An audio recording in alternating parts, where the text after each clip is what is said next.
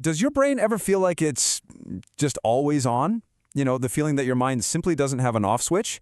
If that sounds familiar, well, we're going to get right into that today. You know the feeling, right? You're in a perfectly normal chat with someone, but before they can even finish their sentence, your brain has already raced ahead. It's already mapping out all the implications, connecting their words to a dozen other ideas, and lining up 3 different ways the conversation could go next. And it doesn't stop there, does it?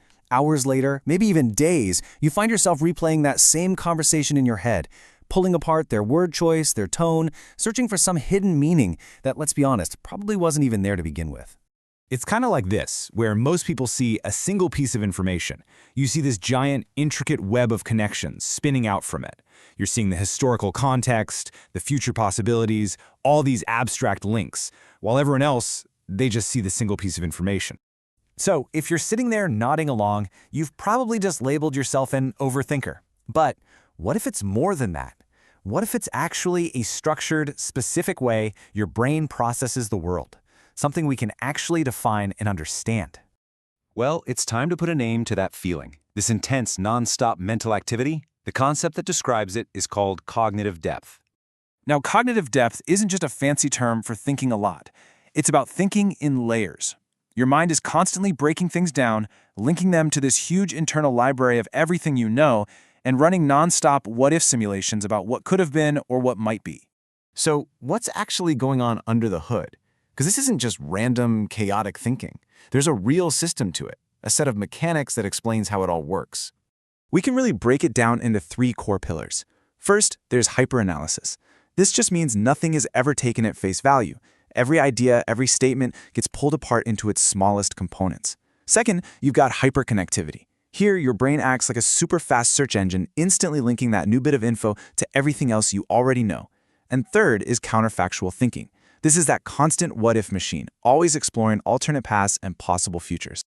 And this right here shows you what that looks like in practice. On the one hand, a typical reaction to an idea is simple. That's interesting. But for a mind with cognitive depth, that same idea is just the starting line.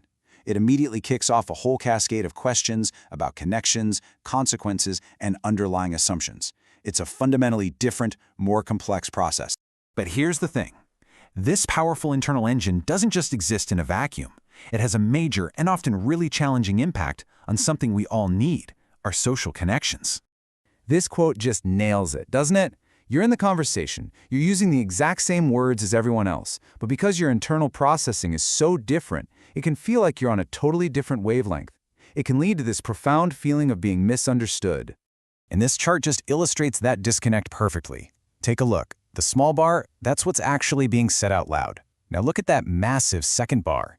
That represents the enormous amount of analysis and connection happening inside your head, all from those few words. This is what we call the conversational depth gap. And the fallout from this gap goes both ways. For the person with cognitive depth, a lot of conversations can feel frustratingly superficial. But for the person on the other side, getting even a little glimpse of all that internal analysis can feel like trying to drink from a fire hose. It's just too much, too fast. So, what's the big takeaway here? If this has been describing you, it's so easy to feel like something is wrong with how you think. But the absolute most important thing you can do is to completely reframe that perspective. Listen, this is not a bug in your programming. Think of it as a different operating system altogether. And it's an incredibly powerful one. It's a tool for creativity, for complex problem solving, and for seeing the world with a unique kind of richness. It's a feature of your mind. And that leaves us with one final crucial question. The goal isn't to somehow think less or shut this system down.